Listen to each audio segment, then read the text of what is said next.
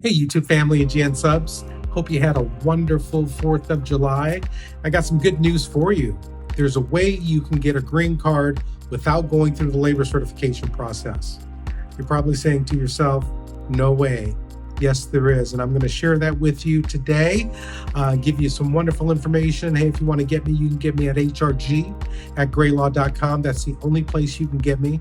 I am the good news guy. If you want bad news, you got to go to the other channels. Today, we're going to unpack some really good news about Schedule A occupations where you can shortcut your way directly to getting a green card. Probably haven't heard about this before, folks, but hey, I'm going to bring it to you and inform you about ways to get a green card. All right, so a lot to unpack today. Let's get at it.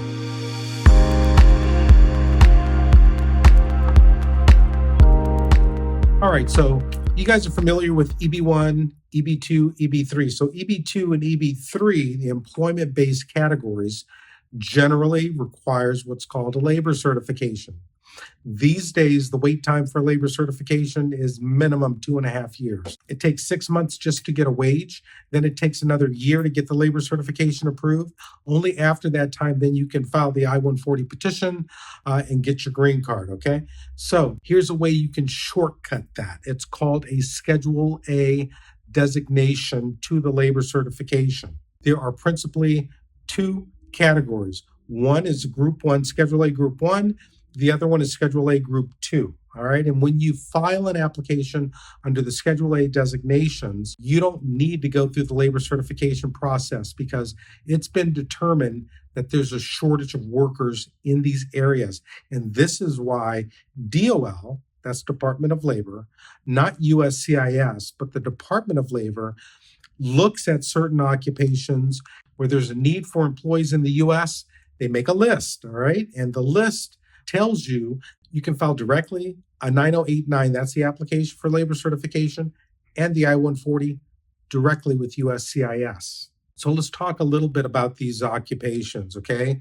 Let's first talk about Schedule A Group 1. Schedule A Group 1 is for therapists and nurses, right? There's been a real need for nurses in the United States for quite some time, certainly after COVID.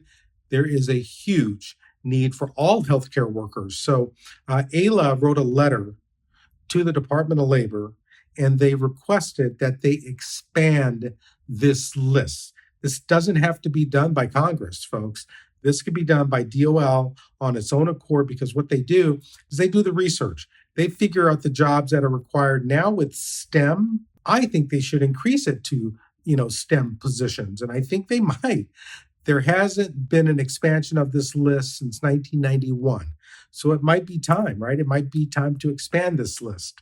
All right, so that's the Group 1, right? So Group 2 is really interesting. Again, you have to be careful. Don't confuse EB2, exceptional ability, with Schedule A Group 2. In Schedule A Group 2, again, you file an ETA 9089, you file an I-140, and then you prove evidence of exceptional ability in science or art, including university professors, as well as performing artists like theater. It's very broad because it includes science and or arts. So for science and arts, there's a list of criteria that indicates if you qualify, and you have to meet 2 of 7 criteria. I put a link in the description box below. So as I'm going through this, you can go take a peek at these different criteria to meet the burden of proof in this particular category. For performing arts, they have a separate list of criteria that you need to meet for the performing arts. In the regulations, they make clear to the adjudicating officers, read some of the language, it's very interesting. They tell the officers, don't get confused with USCIS regulations for exceptional ability versus DOL regulations for Department of Labor, what is considered exceptional ability in the science or arts, all right?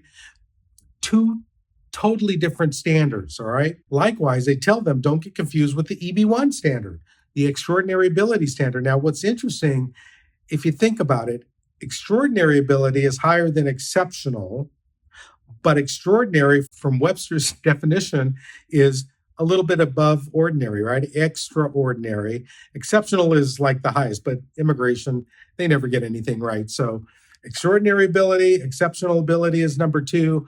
Don't get confused with the standards.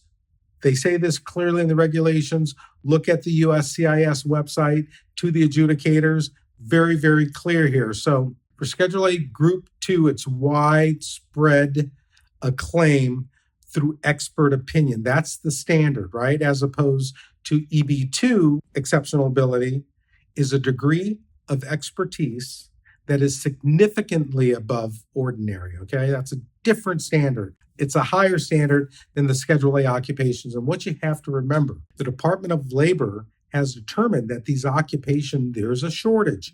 And so there's a need to fill them.